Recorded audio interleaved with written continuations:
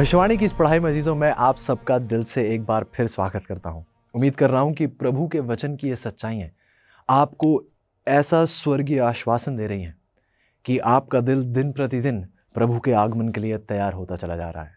मैं आपसे गुजारिश करूंगा कि इन सच्चाइयों को अजीजों आप अनदेखा ना करें। इन सच्चाइयों को आप सिर्फ एक बार पढ़कर छोड़ ना दें। उम्मीद करता हूं कि आप बार बार इन्हें दोहराएं और बहुतों को इन सच्चाइयों तक लाने वाले बन सकें। विनती करते हैं कि आज की भी यह पढ़ाई आप बहुत गौरपूर्वक सुनेंगे। इसी के साथ प्रार्थना करते हैं कि परमेश्वर हमारी एक बार फिर अगुवाई करें ताकि हम प्रभु की इस सच्चाई को भी गले से लगा कर रखें। एक सच्चाई का प्रेम परमेश्वर से प्राप्त करें ताकि इस सच्चाई में हम हमेशा के लिए दृढ़ खड़े हुए पाए जाएं। आइए प्रार्थना करते हैं। प्यारे परमेश्वर, धन्यवादी हैं प्यारे प्रभु। प्रभु, आपने ऐसे सामर्थी ढंग से हमारी अगुवाई की है। शुक्रगुजार है प्रभु पवित्र आत्मा की उस गहरी सीख के लिए, उस परिश्रम के लिए। प्रभु धन्यवादी हूँ प्रभु अपने अजीजों का जो बार बार इन सच्चाइयों की ओर आकर्षित होते हैं।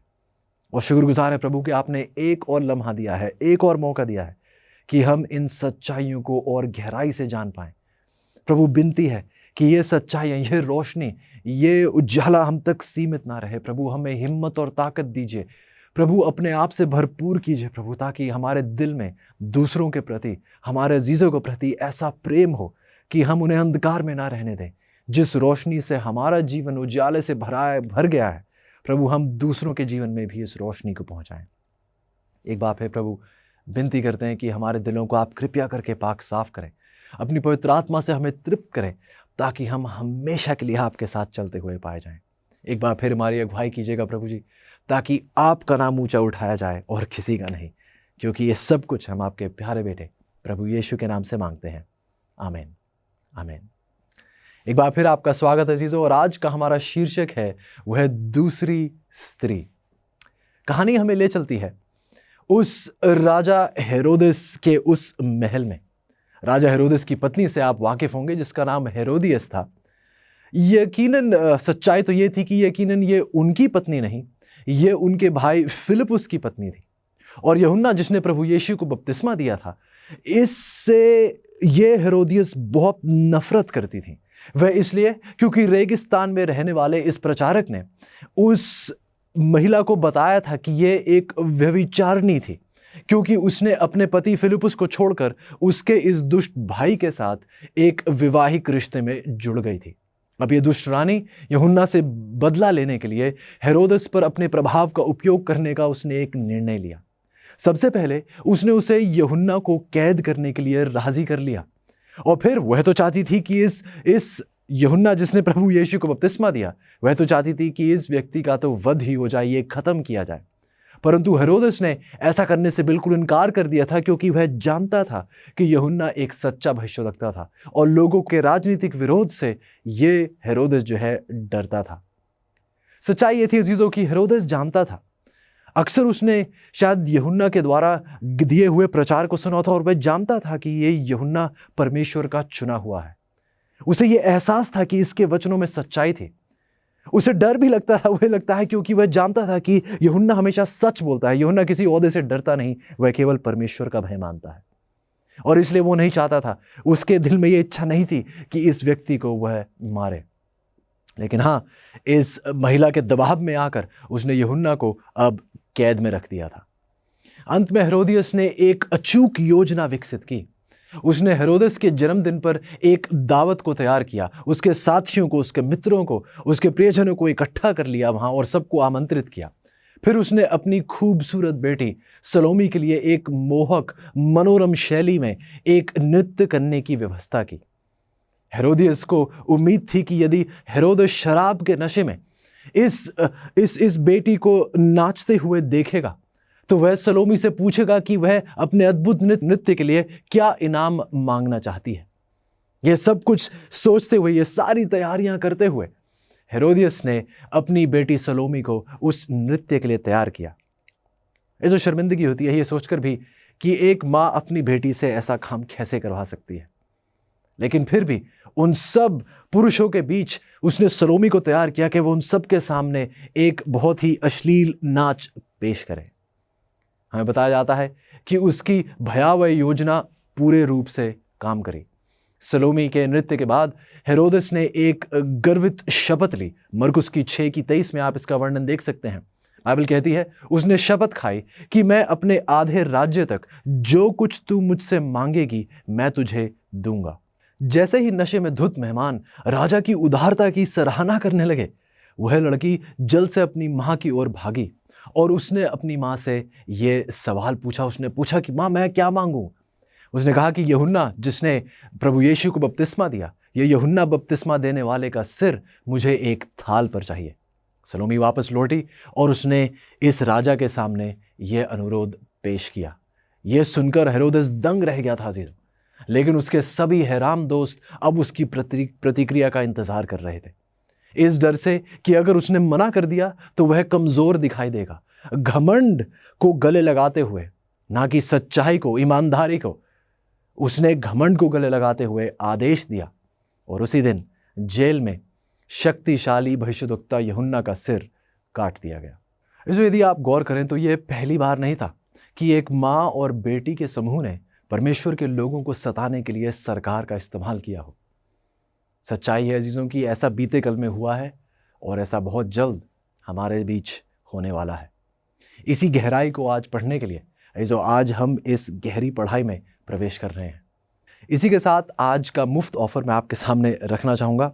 आज की यह अध्ययन संदर्शिका जिसका शीर्षक है ये दूसरी स्त्री। अजीजों यदि आप अपने स्क्रीन पर देखें तो एक फ़ोन नंबर वहाँ लिखा हुआ है। यदि आप अभी कॉल करें तो ये अध्ययन संदर्शिका आप तक निःशुल्क पहुँचा दी जाएगी। आप वेबसाइट के माध्यम से भी इस ऑफर को प्राप्त कर सकते हैं और एक बार फिर मुफ्त ये संदर्शिका आप तक भेजी जाएगी। अजीजों गुजारिश मेरी वही है जो मैं बार बार आपसे दरख्वास्त कर रहा हूँ कि आप इस सच्चाई को कृपया करके दूसरों के साथ बांटिएगा। परमेश्वर बहुत जल्द आ रहे हैं और वह चाहते हैं कि हम सब सच्चाई से तृप्त होकर बहुतों को इस सच्चाई को देने वाले बन पाएं। इसी के साथ आज का हमारा पहला सवाल पूछा जाता है, पुराने नियम में परमेश्वर के लोगों को माँ और बेटी की किस अन्य जोड़ी ने सताया? बाइबल हमें बताती है पहले राजा की 18:13 में कि इजबेल यहोवा के नबियों को घात करती थी। जो पुराने नियम में इजबेल और उसकी बेटी अथल्या इस्राएल और यहूदा के उत्तरी और दक्षिण राज्यों को हिंसक रूप से नियंत्रित करने और परमेश्वर के लोगों पर मूर्ति पूजा करने के लिए एक दबाव डालती थी और ये देखा जाता था। हम देखते हैं दूसरे राजा की 11:1 में कि जब अहज्या की माता अतल्या ने देखा कि मेरा पुत्र मर गया, तब उसने पूरे राजवंश को नाश कर डाला।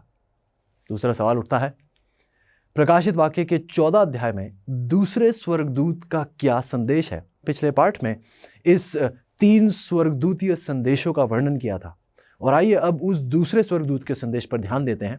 प्रकाशित वाक्य की 14:8 कहती है, फिर इसके बाद एक और दूसरा स्वर्गदूत यह कहता हुआ आया कि गिर पड़ा वह बड़ा बाबुल गिर पड़ा, जिसने अपने व्यभिचार की कोपमय मदिरा सारी जातियों को पिलाई है। इस जो प्रकाशित वाक्य की 14 में हमने देखा है कि एक अति आवश्यक 3 स्वर्गदूतीय संदेश जो यीशु के दूसरे आगमन से पहले हमें पूरी दुनिया तक पहुंचाने चाहिए। इस पाठ में हम उस संदेश के दूसरे बिंदु को देखेंगे, उस दूसरे संदेश को देखेंगे। यदि आप बाइबल में देखें अजीजों तो बाबुल पर परमेश्वर का दोष इसलिए दिया गया क्योंकि उसने अपनी मादक दाख मधु से सब जातियों को मतवाला कर दिया है। यह पाठ कैथोलिक और प्रोटेस्टेंट विश्वासियों दोनों के लिए कुछ बहुत ही सीधी बातें करता है और शायद परेशान करने वाले संदेशों को भी संबोधित करता है। जो आप ये भी याद रखिएगा कि दूसरे स्वर्गदूत का संदेश यीशु की ओर से है, किसी व्यक्ति की ओर से नहीं। ये उसी परमेश्वर की ओर से जिससे आप और मैं प्रेम करते हैं। उसके सत्य के लिए आइए हम अपने हृदयों को खोलें, क्योंकि उसका एकमात्र उद्देश्य आपको और मुझे बचाना और हम सबको आशीष देना है। आइए जब हम इस पढ़ाई में आगे बढ़ें तो आइए चीज़ों जो सच्चाइयाँ हमारे सामने पेश की जाती हैं, आइए हम उन्हें अनदेखा ना करें, बल्कि इन सच्चाइयों पर अपने कदम और दृढ़ रूप से प्रभु के साथ हम आगे बढ़ाते हुए पाए जाएं। अगला सवाल उठता है चीज़ों कि प्रकाशित वाक्य के 17 अध्याय में परमेश्वर बाबुल का प्रतिनिधित्व कैसे करते हैं? प्रकाशित वाक्य की 17 में परमेश्वर बाबुल का प्रतिनिधित्व कैसे करते हैं? बाइबल बताती है प्रकाशित वाक्य की 17:18 में कि वह स्त्री जिसे तूने देखा है वह बड़ा नगर है जो पृथ्वी के राजाओं पर राज करता है। इस बाइबल की भविष्यवाणी में एक महिला एक कलीसिया का प्रतीक है, यह हम पहले भी देख चुके हैं। एक शुद्ध स्त्री प्रकाशित वाक्य की 12 में वर्णित परमेश्वर की सच्ची कलीसिया का प्रतिनिधित्व करती है, जिसकी गहराई में हमने देखा सूर्य से वह ढकी हुई है, चंद्रमा उसके पैरों तले है, उसके सर पर 12 तारों का मुकुट है। उसके विषय में हम देख चुके हैं। हम निश्चित हो सकते हैं अजीजों फिर कि यह स्त्री फिर कौन सी स्त्री है? यह वो दूसरी स्त्री है। हम देखते हैं प्रकाशित वाक्य की 12 में परमेश्वर अपनी कलीसिया को एक स्त्री के तौर पर पेश करते हैं, और हम देखते हैं कि परमेश्वर की स्त्री उस प्राकृतिक रोशनी से ढकी हुई है। लेकिन प्रकाशित वाक्य की 17 में कुछ ऐसा कहना चाहिए कि शैतान भी अपनी स्त्री को यहां पेश कर रहा है। और यदि आप गौर करें तो आप इन दोनों के बीच उस अंतर को पहचान सकते हैं सिर्फ उनके वर्णन के द्वारा। प्रकाशित वाक्य की 17 की 18 हमसे कहती है कि जब प्रकाशित वाक्य लिखा गया था तब यही ताकत शासन कर रही थी। इतिहास हमें बताता है कि यह मूर्ति पूजक रोम था जिसने अंततः अपने अधिकार और राजधानी शहर और शक्ति को पोप अधीन रोम को सौंप दिया था। तो आइए इसी विषय में हम और गहराई से परखेंगे और देखेंगे कि परमेश्वर हमें और किन सच्चाइयों से वाकिफ करा रहे हैं। इसी के साथ हमारा अगला सवाल उठता है अजीजों कि प्रकाशित वाक्य के 17 अध्याय में कौन सा अन्य सबूत यह साबित करता है कि बाबुल पोप के रोम को संदर्भित करता है। आइए गहराई से देखते हैं कि प्रकाशित वाक्य की 17 में हमें और क्या सबूत दिए जाते हैं जो यह बताते हैं कि बाबुल पोप के रोम को संदर्भित कर रहा है। पहली सच्चाई हमें तीसरे पद में दिखाई देती है कि यह ताकत एक ईश निंदा की दोषी है। ईश निंदा की दोषी है। यह शब्द सुनिएगा अजीजों। ऐसे हम पढ़ते हैं फेरारिस एक्लीसियास्टिकल डिक्शनरी में से कि पोप इतनी महान गरिमा का और इतना उच्च व्यक्ति है कि वह केवल मनुष्य नहीं है लेकिन जैसे परमेश्वर और परमेश्वर का प्रतिस्थानिक है, जिसका मतलब कि वह अपने आप को परमेश्वर की जगह पर मानता है। वह मानता है कि वह परमेश्वर की जगह पर खड़ा है, कि वह स्वयं परमेश्वर है, वह मनुष्य नहीं लेकिन जैसे परमेश्वर हो वह परमेश्वर की जगह पर खड़ा है। अब इसे गौर कीजिएगा, हमें बताया जा रहा है कि पोप यह मानता है कि वह परमेश्वर की जगह पर है। यदि आप इसे ईश निंदा नहीं मानते तो फिर और किसे ईश निंदा कहा जाता है अजीजों? आगे देखते हैं हम। दूसरी पहचान यह दी जाती है कि चौथे पद में बताया जाता है कि उसने बैंगनी और गहरे लाल रंग के कपड़े पहने हैं। इसके बारे में हम और गहराई से देखेंगे। चौथी आयत आगे यह भी बताती है कि सोने और बहुमूल्य मणियों और मोतियों से यह सजी हुई यह स्त्री है। और भी देखिएगा, उसे मां कहा जाता है। देखिएगा जीजों, यह तस्वीर जो है सेंट जॉन लैट्रन चर्च जो इटली में है, जो एक माता कलीसिया जिसे कहा जाता है हर कलीसिया की, बल्कि उसी चर्च पर यह लिखा हुआ है कि पवित्र लैट्रन शहर और दुनिया के सभी कलीसियाओं की मुखिया और मां है। इसे वो मां कलीसिया, वो माता कलीसिया कहा जाता है कि सारी कलीसियाएं पृथ्वी की इसी माता कलीसिया के हक में आती हैं। इसलिए 5वीं आयत कहती है कि उसे मां कहा जाता है। हम ये भी देखते हैं 5वीं आयत में कि उसके पास कसबी बेटियां हैं जो पतित हैं। उसके पास, क्योंकि ये वैश्याओं की माता उसे कहा जाता है, बताया जाता है कि उसकी ये वैश्या, उसकी कसबी बेटियां भी हैं जो पतित हैं। पहचान चिन्ह भी बताता है कि 6ठी आयत में कि उसने संतों को सताया है और उन्हें मार डाला है। यह सच्चाई है अजीजों। हिस्ट्री ऑफ द पोप्स किताब में आप पढ़ते हैं कि बड़ी संख्या में चीरहरण कर, नग्न कर उनकी पत्नियों और बच्चों सहित उन्हें उनकी बस्तियों से खदेड़ दिया गया और उनमें से कई की अमानवीय हत्या कर दी गई। जी हाँ अजीजों, एक ऐसा दौर था जिन्हें अंधकार का युग कहा जाता है, जहां बहुत मसीही लोगों पर अत्याचार हुआ, बहुतों को, लाखों की संख्या में लोगों को मारा गया इस रोमी कलीसिया के द्वारा। 9वें पद हमें बताता है कि वह स्त्री 7 पहाड़ों पर बैठी है। इसमें बताया जाता है कि रोम की स्थापना 753 ईसा पूर्व में हुई और इसे ये 7 पहाड़ियों पर हुई थी। आप सोच रहे होंगे कि 7 पहाड़ियों का नाम कहां से? ये 7 पहाड़ियां, ये नाम पुराने शहर को घेरे हुए क्वेरिनल, विमिनल, एस्क्विलाइन और कावेलियन, एवेंटीन और पैलेटीन पहाड़ियों का वर्णन करने के लिए सदियों से इस्तेमाल किया जा रहा नाम है।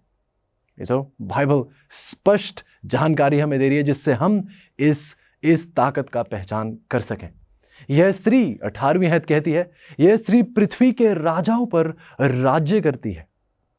यदि आप गौर करें तो यह पोप अधीन रोम हर विवरण में सटीक बैठता है। इसका मुख्यालय रोम में है। 7 पहाड़ियों का शहर इसे कहा जाता है। बैंजनी रंग जो है ये कार्डिनल्स का, ये जो पोपी जो रोमी कलीसिया के जो कार्डिनल्स हैं, जो उनके याजक गण हैं, ये उनके वस्त्र का रंग है। और पोप अक्सर महत्वपूर्ण कार्यों में बैंजनी रंग का शाही रंग पहनते हैं। और रोमन कलीसिया स्वतंत्र रूप से स्वीकार करती है चीजों की मध्य युग के दौरान, जिन्हें अंधकार का युग भी कहा जाता है, जिनके विषय में हम कल पढ़ रहे थे, जो 538 से लेकर 1798 तक का 1260 वर्षों का जो दौर था, ये वही दौर था जब कैथोलिक कलीसिया के द्वारा उसने संतों को सताया और पृथ्वी के राजाओं पर शासन किया। जो हम आगे भी देखते हैं कि परमेश्वर का प्रतीकवाद पूरी तरह से सटीक बैठ रहा है। एक गिरती हुई, एक पतित, ये मात्र कलीसिया जिसे माता कहा जाता है, जिसकी पतित बेटियों ने विरोध किया और इस तरह प्रोटेस्टेंट कहलाने लगी। मार्टिन लूथर के द्वारा ये विरोध जो है शुरू हुआ और ये प्रोटेस्टेंट कलीसियाएं उससे अलग तो हो गई थीं, लेकिन जैसे father James A O'Brien का इस प्रमाण पर यदि आप ध्यान दें तो आप सुनेंगे उनके शब्द हमें क्या बताते हैं। वह कहते हैं कि ये शनिवार के बजाय रविवार के पालन में इस कलीसिया जिसे मां कहा जाता है, इस कलीसिया की याद दिलाती है जिसे गैर कैथोलिक संप्रदाय उससे अलग हो गए थे। तो गौर कीजिए, हालांकि ये गैर कैथोलिक संप्रदाय उन्हें अपने आप को प्रोटेस्टेंट्स तो कहते हैं, इस कलीसिया जिसे मां कहा जाता है उससे जुदा तो हो गए हैं, लेकिन जब वो शनिवार के बजाय रविवार का पालन करते हैं, जब वो परमेश्वर की आज्ञाओं को छोड़कर इस कैथोलिक कलीसिया द्वारा स्थापित किए गए इस बदलाव को मानते हैं, तो जीजो ये वही अपनी माता कलीसिया की ओर जा रहे हैं। वे उसी माता कलीसिया की याद दिलाते हैं इन प्रोटेस्टेंट कलीसियाओं को। सवाल उठता है जीजो कि प्रकाशित वाक्य की 13 और 17 के पशुओं में क्या समानता है। आइए देखते हैं। बाइबल बताती है प्रकाशित वाक्य की 13 की 1 में, और मैंने एक पशु को समुद्र में से निकलते हुए देखा जिसके 10 सींग और 7 सिर थे। उसके सींगों पर 10 राजमुकुट और उसके सिरों पर परमेश्वर की निंदा के नाम लिखे हुए थे। गौर कीजिएगा, 10 सींग 7 सिर, परमेश्वर की निंदा के नाम। अब आइए पढ़ते हैं प्रकाशित वाक्य की 17 की 3। बाइबल कहती है, मैंने गहरे लाल रंग के पशु पर जो निंदा के नामों से छिपा हुआ था और जिसके 7 सिर और 10 सींग थे, एक स्त्री को बैठे हुए देखा। जो आप खुद ही गौर कर रहे हैं इनकी समानता। प्रकाशित वाक्य की 13 की 1 से 10 का जो पशु है और प्रकाशित वाक्य की 17 का जो पशु है वह स्पष्ट रूप से एक ही है। दोनों इस रोमी शक्ति का प्रतीक है। प्रकाशित वाक्य की 17 कलीसिया और सरकार के गठबंधन की ओर इशारा करती है, जिसमें कलीसिया जो पतित स्त्री है और ये कलीसिया, ये स्त्री इस पशु पर सवारी कर रही है, और ये पशु वो राज्य है, वो सरकार है, ये कलीसिया उस राज्य को नियंत्रित करती है। प्रकाशित वाक्य के 13 में भी आप देखेंगे कि 2 पशु हुए और ये 2 पशु प्रकाशित वाक्य की 13 में चित्रित किए जाते हैं जो दूसरों को पूजा करने के लिए मजबूर करते हैं। पहला पशु वही शक्ति है जो प्रकाशित वाक्य की 17 में वर्णित वैश्याओं की माता के समान है, और यह पाठ अजीजों शीघ्र ही अभी आप देखेंगे थोड़ी ही देर में उस दूसरे पशु, प्रकाशित वाक्य की 13 में जो दूसरा पशु है उसकी पहचान भी अभी आपके सामने परमेश्वर के अनुग्रह से पेश की जाएगी। अगला सवाल उठता है कि बाबुल शब्द का अर्थ और उसकी उत्पत्ति क्या है। भला इस झूठी कलीसिया को बाबुल का दर्जा, बाबुल का नाम क्यों दिया जा रहा है? इस शब्द का अर्थ क्या है और इसकी उत्पत्ति क्या है? बाइबल जवाब देती है अजीजों। उत्पत्ति की 11 की 4 और 7 में लिखा है, फिर उन्होंने कहा, आओ हम एक नगर और एक गुम्मट बना लें जिसकी चोटी आकाश से बातें करे। और यहोवा ने कहा, हम उतर कर उनकी भाषा में बड़ी गड़बड़ी डालें। इस आगे देखते हैं उत्पत्ति की 11 की 7 और 9 में बाइबल कहती है कि वह एक दूसरे की बोली को ना समझ सकें। इस कारण उस नगर का नाम बाबुल पड़ा, क्योंकि सारी पृथ्वी की भाषा में जो गड़बड़ी है, जो उलझन है, सो यहोवा ने वहीं डाली। ये शब्द बाबेल या बाबुल, दोनों का अर्थ यही उलझन या गड़बड़ी है। यह नाम बाबेल के गुम्मट से उत्पन्न हुआ, जिसे बाढ़ के बाद विद्रोही मूर्ति पूजकों द्वारा बनाया गया था। वह इसे इतना ऊंचा बनाने की आशा रखते थे कि भविष्य में कोई भी बाढ़ का पानी इसे ढक ना सके। हालांकि परमेश्वर ने वायदा दिया था कि पृथ्वी को दोबारा कभी भी एक बाढ़ से, एक जल प्रलय से उजाड़ा नहीं जाएगा। वह इसे इतना ऊंचा बनाने की कोशिश में थे कि यदि परमेश्वर ने कभी अपना मन बदल लिया और एक बार फिर एक बाढ़ आई तो हम इस पर चढ़कर बच सकेंगे।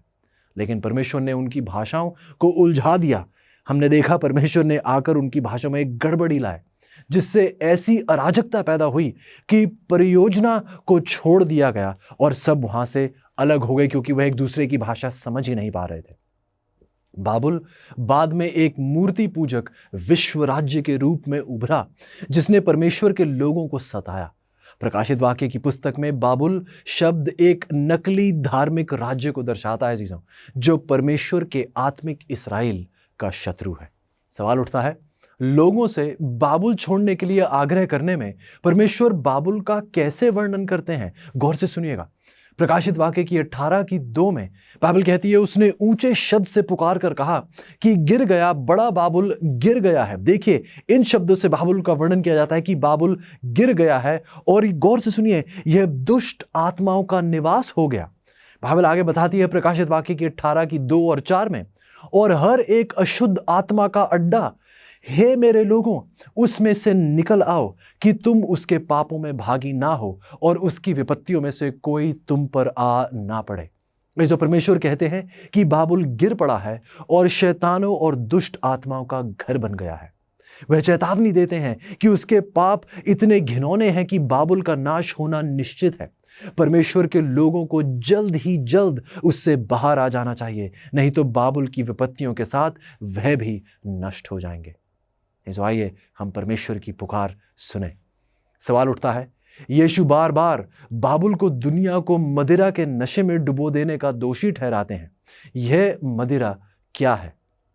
बाइबल हमें जवाब देती है जो प्रकाशित वाक्य की 17:4 में, उसके हाथ में एक सोने का कटोरा था जो घृणित वस्तुओं से भरा हुआ था। सवाल पूछा जा रहा है जीजों कि यह मदिरा जिसके नशे में उसने पूरी दुनिया को मतवाला कर दिया है, यह मदिरा क्या है?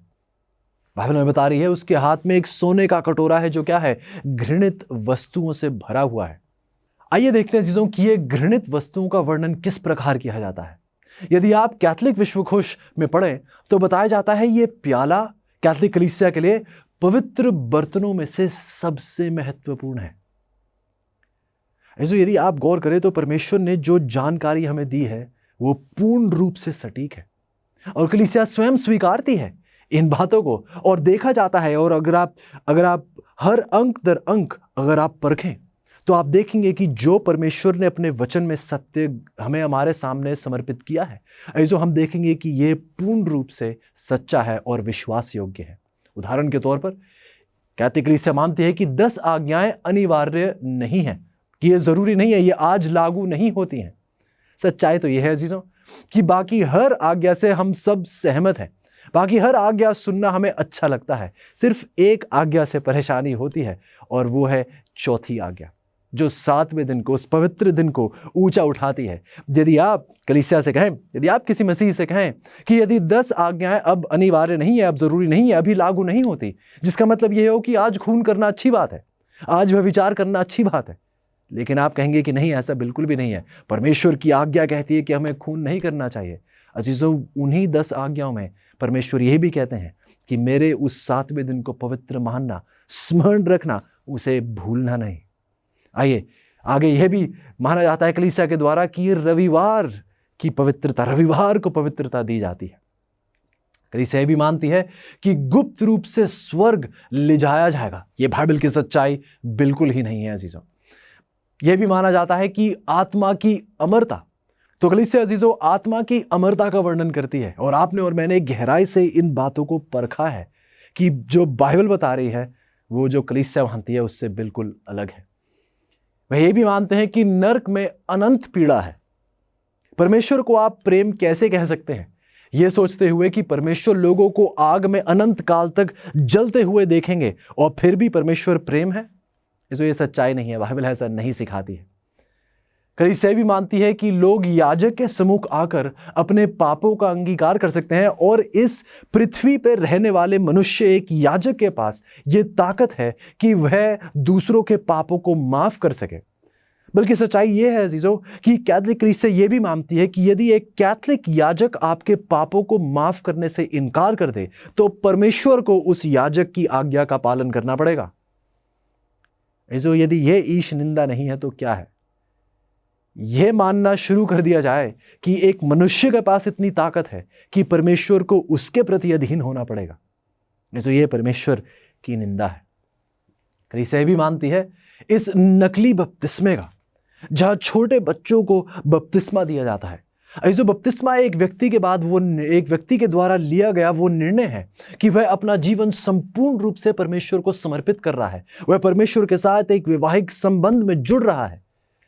एक नवजात शिशु को क्या ज्ञान है प्रभु यीशु का? उसे आत्मसमर्पण का क्या ज्ञान है? भलाई और बुरे का उसे क्या ज्ञान है? लेकिन यह भी जो बाइबल से बिल्कुल भी संबंधित नहीं है, यह बपतिस्मे का भी अभ्यास किया जाता है। ये भाषाओं का भ्रम, ये भाषाओं की उलझन, ये भी पाई जाती है। भाषाओं का भ्रम, भाषाओं की ये उलझन, जो कलीसिया में ये भी माना जाता है कि लोगों के पास अन्य भाषाओं में बोलने का एक तोड़ा है। ये भाषाएं वो नहीं है जो लोग समझ सकते हैं, बल्कि ऐसी भाषाएं, कुछ ऐसा मड़मड़ाना जो किसी को और समझ में नहीं आता, और ये दावा किया जाता है कि ये तो सिर्फ परमेश्वर समझ सकते हैं ये भाषा। तो यदि आप बाइबल में गौर करें, क्या परमेश्वर ने कभी भी किसी को एक ऐसा तोहफा दिया है जिसके द्वारा उस व्यक्ति की बढ़ाई हो रही हो और किसी की नहीं? जब परमेश्वर ने अपने चेलों को अन्य भाषा बोलने का वरदान दिया था, क्यों दिया था? ताकि संदेश दूर तक फैल सके। ये अन्य भाषाएं जो मौजूदी भाषाएं थीं, जो अन्य देशों में बोली जाती थीं, इन्हें यह वरदान इसलिए दिया गया था ताकि ये दूर देशों में जाकर इन भाषाओं का प्रयोग करते हुए बहुतों को सुसमाचार सुना सकें। लेकिन यह दावा करने लगना कि हम एक ऐसी भाषा बोल रहे हैं जो केवल परमेश्वर समझ सकते हैं और कोई नहीं, इससे किसकी बढ़ाई हो रही है? उस व्यक्ति की। किसी और का इससे उद्धार नहीं हो रहा है, किसी और की बढ़ाई इससे आगे नहीं हो रही है।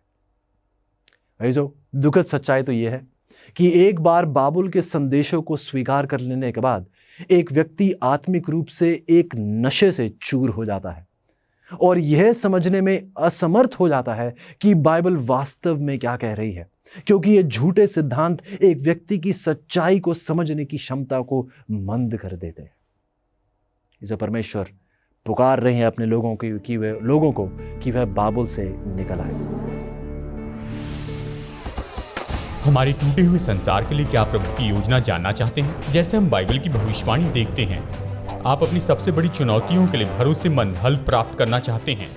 प्रोत्साहित करने वाली और प्रकाशन देने वाली amazing facts Bible study guide Bible पर आधारित 27 टॉपिकल लेसन्स प्रदान करती हैं, जिसमें सुंदर ग्राफिक्स और स्पष्ट उत्तर दिए गए हैं, जिसे समझना बहुत ही आसान है। हर बाइबल स्टडी गाइड आपको व्यवहारिक उत्तर की ओर लेकर जाती है, आपके जीवन के सबसे महत्वपूर्ण सवालों के लिए। मैं कैसे तंदुरुस्त संबंध पा सकता हूँ, यीशु मसीह फिर से कब और कैसे आएंगे, और भी बहुत कुछ। अपने भविष्य को अवसर पर मत छोड़िए, सत्य से अपने जीवन को बदल दीजिए। Amazing facts Bible study guide के द्वारा ये उपलब्ध हैं इंग्लिश, हिंदी, तमिल और तेलुगु भाषा में। तो इंतजार मत कीजिए, अपने स्टडी गाइड का पूरा सेट ऑर्डर कीजिए और विजिट कीजिए bookstore.aftv.in पर। सवाल उठता है, अंतिम समय में पशु का समर्थन कौन सी शक्ति करती है? तैयार हो जाइए अजीजों, अब हम उस दूसरे पशु की ओर अपना ध्यान लेकर जा रहे हैं जो प्रकाशित वाक्य के 13 में पाया जाता है। प्रकाशित वाक्य 13 की 11 कहती है, फिर मैंने एक और पशु को पृथ्वी में से निकलते हुए देखा। उसके मेमने में के से 2 सींग थे और वह अजगर की नाई बोलता था। जो प्रकाशित वाक्य की 13 की 12 में लिखा है, और यह उस पहले पशु का सारा अधिकार उसके सामने काम में लाता था और पृथ्वी और उसके रहने वालों से उस पहले पशु की, जिसका प्राण घातक घाव अच्छा हो गया था, पूजा कराता था। जो जहां भी आप बैठे हैं गौर से सुनिएगा और शायद आप यकीन ना करें, लेकिन प्रकाशित वाक्य की 13 का यह दूसरा पशु संयुक्त राज्य अमेरिका का प्रतीक है। इस सबूत पर, परमेश्वर के सबूत पर आइए हम गौर करते हैं। पहला सबूत हमें दिया जाता है, परमेश्वर बताते हैं किस समय यह उदय हुआ था। परमेश्वर ने इस शक्ति का वर्णन इस प्रकार किया है। यदि आप प्रकाशित वाक्य को संदर्भीय रूप से पढ़ें तो परमेश्वर इस शक्ति का वर्णन इस प्रकार करते हैं कि यह लगभग उस समय उठ खड़ी हुई, ये ताकत, ये देश, ये शक्ति उस समय उठ खड़ी हुई जब पहला पशु बंधुआई में जाता है और अपना घातक घाव प्राप्त करता है। आपको याद होगा कि ये पहला पशु जो रोमी कलीसिया को दर्शाता है, इसका वो 1260 वर्षों का ये दौर जिसमें उसका दबदबा था इस दुनिया पर, वह 538 ईस्वी से लेके 1798 तक का था। उस समय संयुक्त राष्ट्र का उदय हुआ था अजीजों, जब पोप तंत्र की शक्ति टूट गई थी। यदि आप गौर करें तो अमेरिका ने 1776 में अपनी स्वतंत्रता की घोषणा की थी और 1787 में संविधान को मतदान दिया था। 1791 में अधिकारों के विधेयक को अपनाया था और 1798 में स्पष्ट रूप से एक विश्व शक्ति के रूप में उन्होंने मान्यता प्राप्त की थी। तो हम देखते हैं अजीजों किस प्रकार 1798 में, जिस दौर में, जिस साल में कैथलिक कलीसिया का ये दबदबा, ये जो उनकी ताकत थी इस दुनिया के ऊपर, जब वो बंधुआई में गए, एक तरीके से वो प्राण घातक घाव उस पर पड़ा, जब उसकी शासक ताकत का अंत हुआ, हम देखते हैं कि उसी दौरान, उसी सन में हम देखते हैं कि ये राज्य जो है अब उभर रहा था और 1798 में ये स्पष्ट रूप से एक विश्व शक्ति के रूप में इसे मान्यता भी प्राप्त हुई। गौर कीजिएगा, बाइबल हमें यह भी बताती है कि ये शक्ति को यूहन्ना ने कहां से उठते हुए देखा? पृथ्वी से उठते हुए देखा। आपने हमारे साथ पहले गौर किया होगा कि पहले जब हम अध्ययन कर रहे थे, हमने देखा कि जल जिसमें से अधिकांश राज्य, जो ये पशु जो थे उत्पन्न हो रहे थे, ये उस घनी आबादी वाले क्षेत्र का प्रतिनिधित्व करते हैं। प्रकाशित वाक्य की 17 की 15 इसकी पुष्टि करती है। लेकिन पृथ्वी जो है उसके विपरीत का प्रतिनिधित्व करती है। यदि जल जो है घनी आबादी वाले क्षेत्रों का प्रतिनिधित्व करते हैं तो पृथ्वी उसके विपरीत का प्रतिनिधित्व करती है। संयुक्त राज्य अमेरिका इस बिंदु पर पूरी तरह से सटीक बैठता है। क्यों? क्योंकि वह बहुत कम आबादी वाले महाद्वीप पर स्थापित किया गया था। जल घनी आबादी, पृथ्वी कम आबादी, और अमेरिका ऐसे ही महाद्वीप पर स्थापित किया गया था। अगला पहचान चिन्ह हमें बताता है कि उसके मेमने के से 2 सींग थे। जो भविष्यवाणी में एक मेमना यीशु का प्रतिनिधित्व करता है, और यदि आप गौर करें तो ये राज्य एक मेमने का सा है, लेकिन फिर बाइबल कहती है कि इसके 2 सींग हैं। गौर से सुनिएगा, ये 2 बड़े सींग यदि आप गौर करेंगे, और अमेरिका की शुरुआती दौर में जब आप गौर करेंगे, जब इसकी स्थापना हो रही थी, ये 2 बड़े सींग प्रोटेस्टेंट सिद्धांतों का प्रतिनिधित्व करते हैं अजीजों, जिन पर अमेरिका की नागरिक और धार्मिक स्वतंत्रता स्थापित हुई थी। संस्थापक जो इसके पिता थे वह धार्मिक और राजनीतिक उत्पीड़न से बचने के लिए यूरोप से भाग गए थे। उन्होंने नागरिक और धार्मिक स्वतंत्रता के सिद्धांतों के आधार पर, ये 2 बड़े सींग नागरिक और धार्मिक स्वतंत्रता के आधार पर एक समाज की स्थापना की थी। बिना राजा की एक सरकार, बिना पोप का एक धर्म। इसी के साथ जो हमारा अगला सवाल पूछा जाता है, भविष्यवाणी के अनुसार अमेरिका में क्या उग्र बदलाव होगा? गौर से सुनिए, यह राज्य की शुरुआत कैसे होती है अजीजों? एक मेमने के तौर पर। एक मेमना जो ये मानता है कि राज्य, सरकार और कलीसिया ये कभी भी एकजुट नहीं होने चाहिए, कभी भी एक ताकत दोबारा नहीं बनने चाहिए, जैसा उस मध्य दौर में हुआ था, जैसे उस अंधकार के युग में हुआ था। लेकिन आगे बाइबल बताती है कि फिर यह राज्य जो है, प्रकाशित वाक्य की 13 की 11 में बताया जाता है कि फिर वह अजगर की नाई बोलता था। ऐसो एक अजगर के रूप में बोलने का मतलब है कि यह संयुक्त राज्य अमेरिका शैतान के प्रभाव में कलीसिया और राज्य को अलग करने के अपने मूल प्रोटेस्टेंट सिद्धांतों को उलट देगा। आप बहुत अच्छे से वाकिफ हैं कि एक अजगर शैतान का प्रतीक है बाइबल में, यह हम पहले भी पढ़ चुके हैं प्रकाशित वाक्य की 12 से। और अब बताया जाता है कि यह मेमना जो प्रभु यीशु का प्रतिनिधित्व करता है, यह राज्य उस मेमने के स्वभाव, उस मेमने के सिद्धांतों के साथ शुरू होता है। कलीसिया अपनी जगह रहेगी, सरकार अपनी जगह रहेगी, दोबारा एकजुट नहीं होंगे जैसा उस अंधकार के युग में हुआ। लेकिन बाइबल कहती है कि यह राज्य आगे बढ़कर एक अजगर की नाई बोलना शुरू कर देगा, जिसका मतलब यह शैतान के प्रभाव में है। कलीसिया और राज्य एक बार फिर एकजुट किए जाएंगे। जो सिद्धांतों पर यह राज्य स्थापित था, बहुत जल्द अजीजों आप और मैं देखेंगे कि यह सिद्धांत अब उलट दिए जाएंगे। ये लोगों के विश्वास के विपरीत उन्हें पूजा करने के लिए मजबूर करेंगे और धार्मिक कानूनों को स्थापित किया जाएगा। और इसी के साथ साथ आर्थिक प्रतिबंध भी लगाए जाएंगे ताकि जिनके पास वो पशु की छाप नहीं है वो खरीद और बेच नहीं सकेंगे। अंत में यदि आप प्रकाशित वाक्य की 17 की 15 पढ़ें, यदि आप प्रकाशित वाक्य की 13 में आगे पढ़ें, तो अंत में एक मृत्यु दंड भी सुनाया जाता है उनके विरुद्ध जो पशु की आज्ञा का पालन नहीं कर रहे हैं। ऐसो एक राष्ट्र अपने कानूनों या वैधानिक निकाय के माध्यम से बोलता है, और हम देखेंगे बहुत जल्द किस प्रकार यह राज्य अपने कानूनों के द्वारा ऐसे कानून स्थापित करेगा जो आपको और मुझे पूर्ण रूप से अचंभित कर देंगे। बाइबल बताती है प्रकाशित वाक्य की 13 की 14 में, वह पृथ्वी के रहने वालों से कहता है कि जिस पशु के तलवार लगी थी वह जी गया है, उसकी मूरत बनाओ। जिस पशु के तलवार लगी थी वह जी गया है, उसकी मूरत बनाओ। एक अजगर के रूप में बोलना, हम देखते हैं एक शैतान के प्रभाव में बोलना है। और देखिए किस प्रकार यह राज्य अब उस मूरत की पूजा करने के लिए लोगों को पुकार रहा है। सवाल उठता है अजीजों कि अंतिम समय में परमेश्वर के लोगों के खिलाफ कौन सी 3 शक्तियां एकजुट होंगी। गौर से सुनिएगा, प्रकाशित वाक्य की 16 की 13 हमें बताती है, मैंने उस अजगर के मुंह से, उस पशु के मुंह से और उस झूठे भविष्यद्वक्ता के मुंह से 3 अशुद्ध आत्माओं को मेंढकों के रूप में निकलते देखा। अजीजों, अजगर शैतान का प्रतिनिधित्व करता है, यह स्पष्ट है। प्रकाशित वाक्य की 12 की 9 इसकी पुष्टि करती है।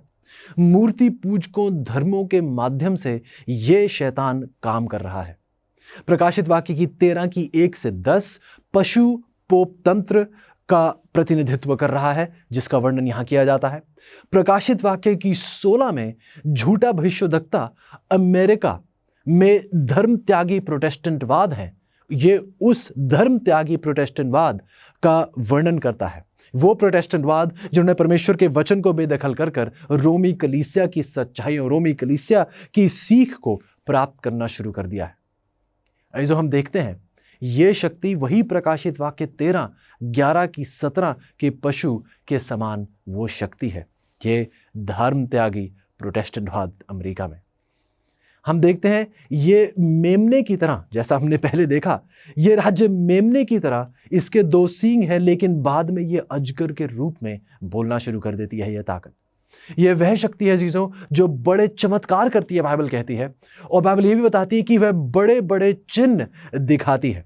ये प्रकाशित वाक्य की 13 और 14 में आप देख सकते हैं।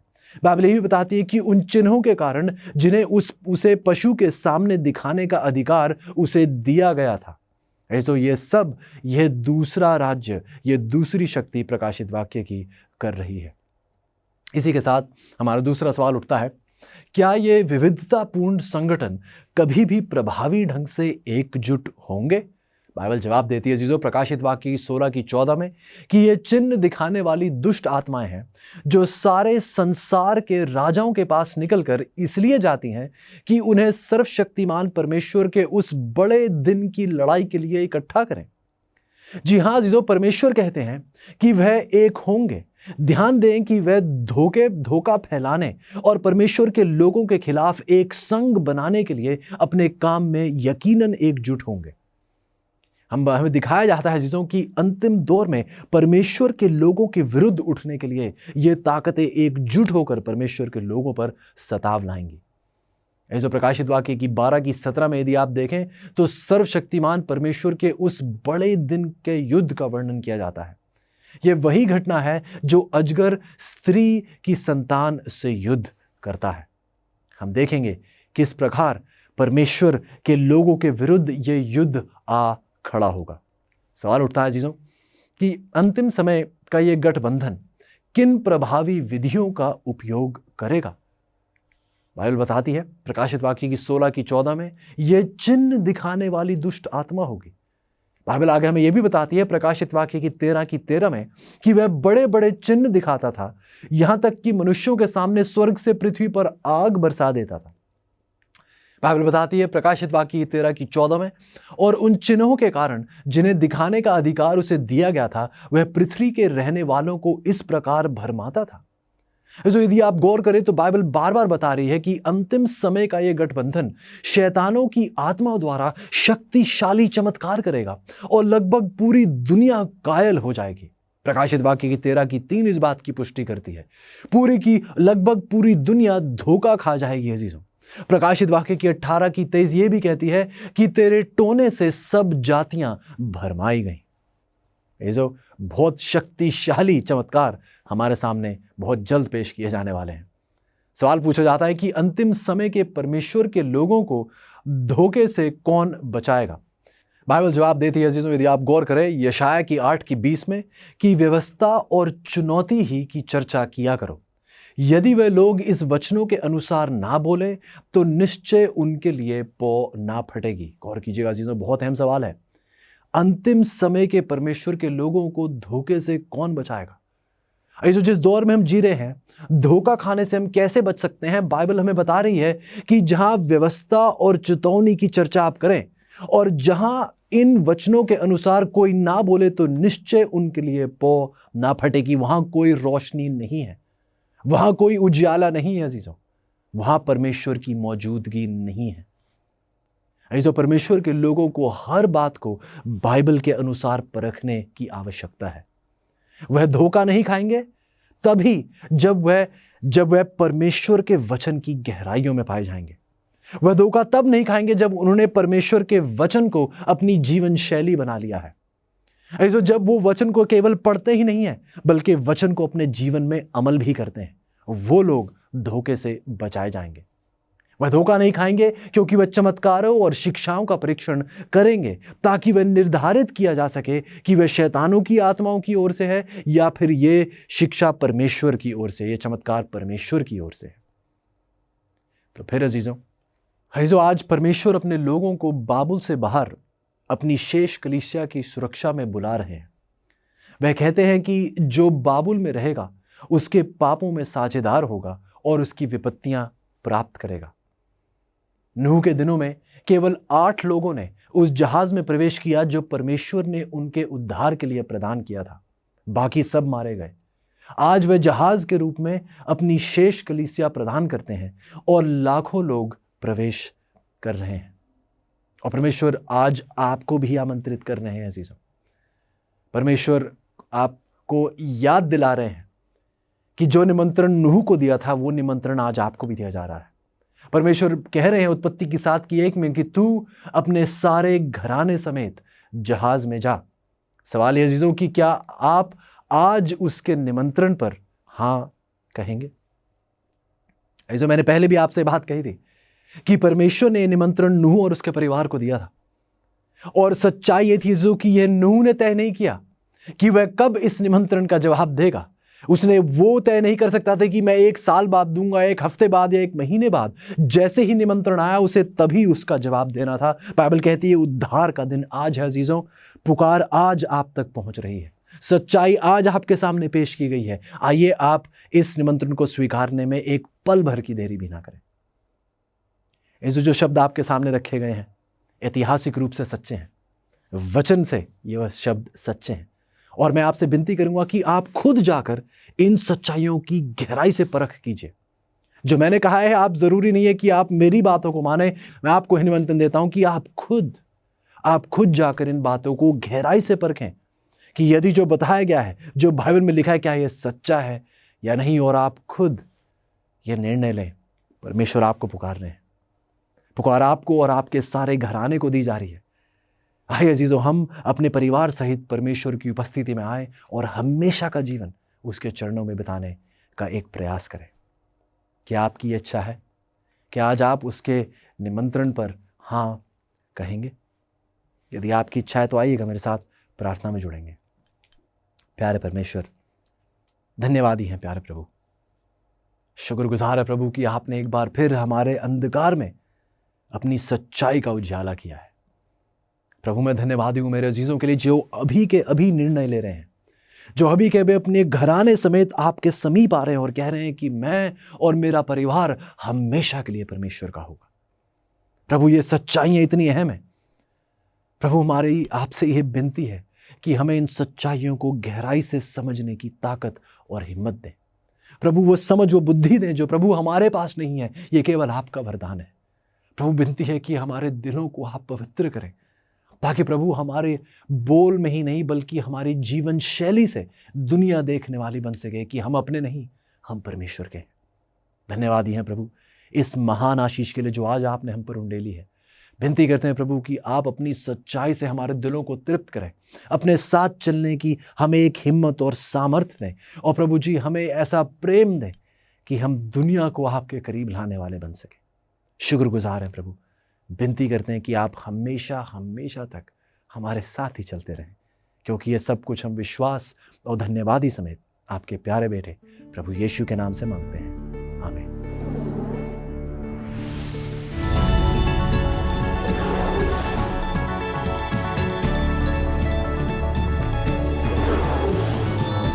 तो संसार में सबसे महान ज्योति कौन सी है? तो शायद आप कहें सूरज। हम कह रहे हैं कि सबसे ज्योतिर्मय जगह संसार में कौन सी है? ये तो लॉस वेगस के इस पिरामिड के आकार के होटल की रोशनी है जिसका नाम है लक्सर। यहाँ इस होटल में एक कमरा है जिनमें 39 वॉशिंग मशीन के आकार के जीनॉन बल्ब्स हैं और हर एक बल्ब के लिए 7000 वॉट्स की जरूरत है, और ये सब मिलकर लगभग 40 बिलियन मोमबत्ती की रोशनी पैदा करते हैं। कल्पना कीजिए कि लक्सर होटल का हर महीने का इलेक्ट्रिक बिल कितना होगा। ये रोशनी इतनी तेज है कि हवाई जहाज 250 मील दूरी पर से इसे देख सकते हैं, और इनकी लाइट स्पेस में 10 मील की दूरी तक जाती है। मतलब अगर आप आसमान में उड़ रहे हैं तो वहां पर अखबार पढ़ सकते हैं। और आपने अनुमान लगाया होगा कि ये सबसे तेजोमय ज्योति संसार में कीड़ों को आकर्षित करती है। ये छोटे कीड़े, चमगीदड़ और दूसरे कीड़ों को आकर्षित करती है और अपना वातावरण इस होटल पर बनाती है। संसार की सबसे बड़ी ज्योति के बारे में दुख की बात यह है, यानी खास करके जब रात की हवा साफ होती जिसमें कोई पार्टिकल्स नहीं होते हैं, तो रोशनी किसी से टकराती नहीं है और ये अदृश्य होती है, तो ये बस खाली जगह पर ऊपर जाती है। संसार की सबसे तेजोमय ज्योति किसी को नहीं दर्शाती। जानते हैं बाइबल कहती कि एक और ऐसी महान ज्योति है, और वो तो परमेश्वर के वचन की ज्योति है। भजन संहिता 119 वचन 105 में कहता है, तेरा वचन मेरे पैरों के लिए दीपक और मेरे मार्ग के लिए उजियाला है। और फिर भी बहुत से लोग अंधकार में चल रहे हैं, और यीशु ने आगे ये भी कहा, अगर आपके पास ये ज्योति है तो उसे झाड़ियों में न दबाएं, लेकिन उसे तेजों में होकर दूसरे लोगों को ज्योतिर्मय करने दें। यीशु ने कहा मत्ती अध्याय 5 में, अपनी ज्योति को चोटी पर रखे ताकि सभी लोग उसे देख सके। ज्योति से केवल तब लाभ होता है जब ये दूसरे लोगों के जीवन में आती है। परमेश्वर चाहता है कि हमारी ज्योति दूसरे लोगों के जीवन को ज्योतिर्मय करें। तो क्या परमेश्वर के लिए तेजोमय है? याद रखिए यीशु ने कहा कि ज्योति हो जाए।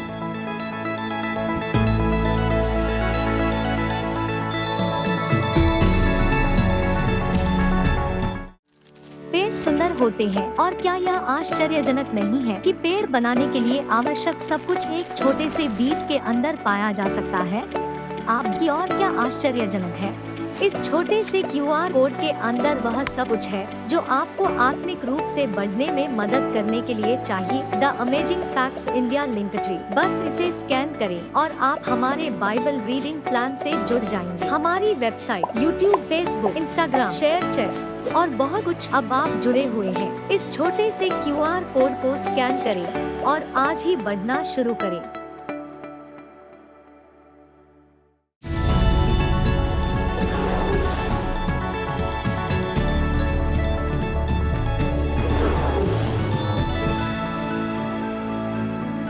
मैं यहाँ पर सुंदर टापू के देश फिजी में हूँ, जो कि अद्भुत जानवरों से भरा है।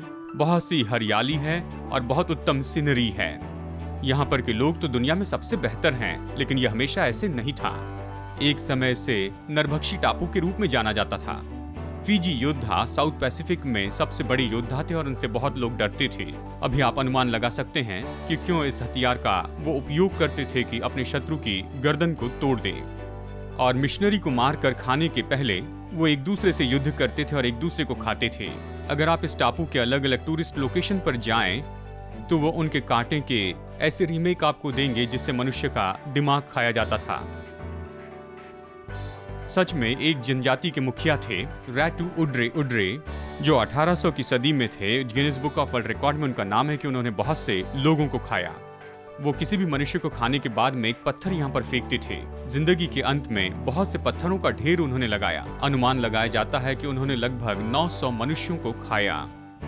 मेरे प्रभु, जानते हैं फिजी के लोग ही ऐसे नहीं जो कि पहले नरभक्षी हुआ करते थे, लेकिन बाइबल ये कहती है कि हम सब लोग इस योग्य हैं कि हम नरभक्षी हो जाएं। गलातियों 5:15 कहता है, पर यदि तुम एक दूसरे को दांत से काटते और फाड़ खाते हो, इसका मतलब है पीठ पीछे बोलने से लोगों का हम अपमान करते हैं। एक विख्यात मिशनरी पैटिक, जब वह ऐसे ही नरभक्षी टापू पर जा रहे थे, उनके परिवार और दोस्तों ने कहा कि मत जाइए, नहीं तो तुम्हें खा लिया जाएगा। उन्होंने कहा इससे कोई फर्क नहीं पड़ता कि मेरे मरने के बाद मुझे कीड़े खाए या नरभक्षी लोग मुझे खाए, जब तक कि मैं प्रभु की इच्छा में बने रहूं। और वह ऐसे नरभक्षी टापू पर गए और बहुत से लोगों को मसीह के पास लाए और बुढ़ापे में दीर्घायु में मरे। प्राचीन नरभक्षी विचारधारा ये है, जब आप किसी शत्रु को मारते हैं, उससे खत्म करते हैं, तो हम अपने अंदर उनकी आत्मिक ताकतों को और सामर्थ्य को पाते हैं। लेकिन ये झूठ है। लेकिन इस तरह के नरभक्षी होने के बारे में वचन में बताया है। बिल्कुल सही। यीशु ने यूहन्ना अध्याय 6:53 में कहा, जब तक तुम मेरा मांस न खाओ और लहू न पियो, तुम में कोई जीवन नहीं है। ऐसा करने के लिए हथियारों की जरूरत नहीं, आपको बस उसका वचन पढ़ना है और उसके जीवन के बारे में सीखें और विश्वास से उसे अपना प्रभु स्वीकार करें और आप नया दिल पाएंगे और नई सृष्टि बनेंगे। आप अभी इसे कर सकते हैं।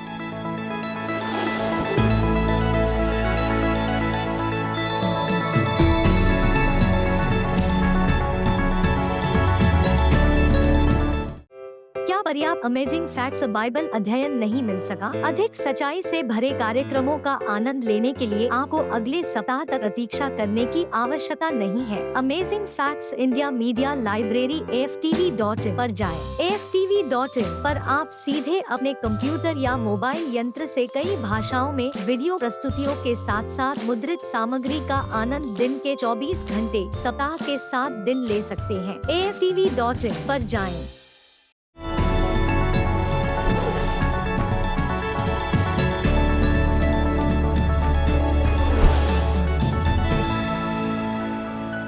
हाय दोस्तों, ये आधुनिक झंडे जिन्हें हम देखते हैं, जो कैपिटल बिल्डिंग के ऊपर हैं, पेट्रियाटिक होम के सामने हैं, ये तो उस समय से है जब से युद्ध लड़े गए थे युद्ध करने वाले देशों में।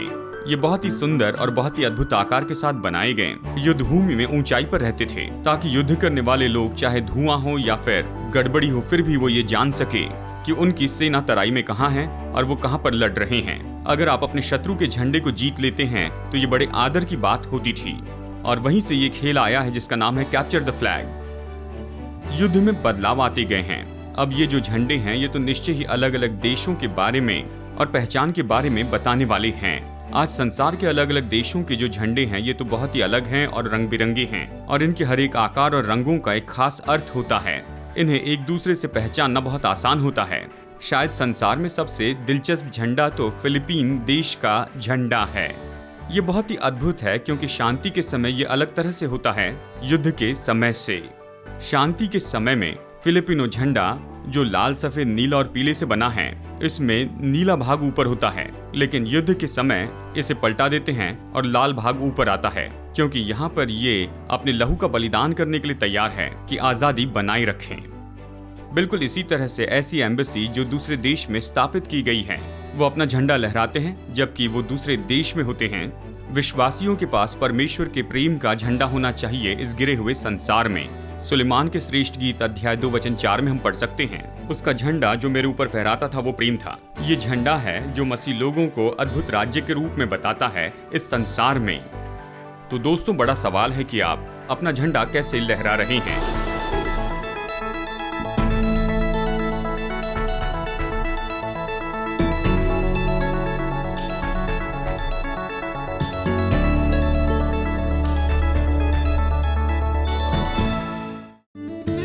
क्या आपके बच्चों को मज़ा करना पसंद है? मुझे तो है। अमेजिंग फैक्ट्स का amazing adventures kids Bible guide बहुत ही सरल है। इसमें मेरे लिए बाइबल के बहुत से लेसन्स बहुत दिलचस्प बनाए हैं। ये तो बहुत ही अलग अलग रंग के हैं, और इसी के साथ इसमें बहुत से पजल्स हैं, बहुत से क्विज भी हैं जिसे पढ़ने में मज़ा आता है, जैसे दानव को मारना, जान बचाने वाला जहाज़, समुंदर की यात्रा, कब्रिस्तान में सीटी बजाना। बाइबल के 10 पाठ हैं। मैंने इससे बहुत कुछ सीखा है।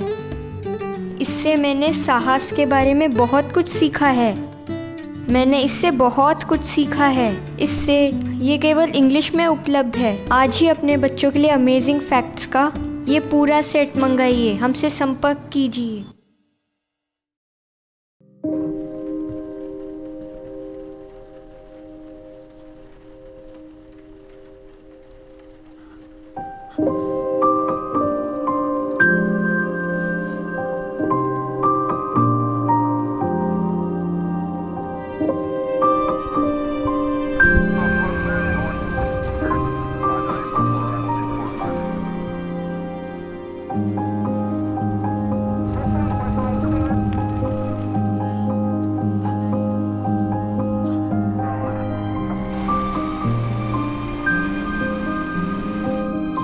अब फिर ऐसा होगा कि कोई दर्द नहीं होगा, न पुलिस स्टेशन, न कोई बीमारी, न मृत्यु, न दुख उठाना।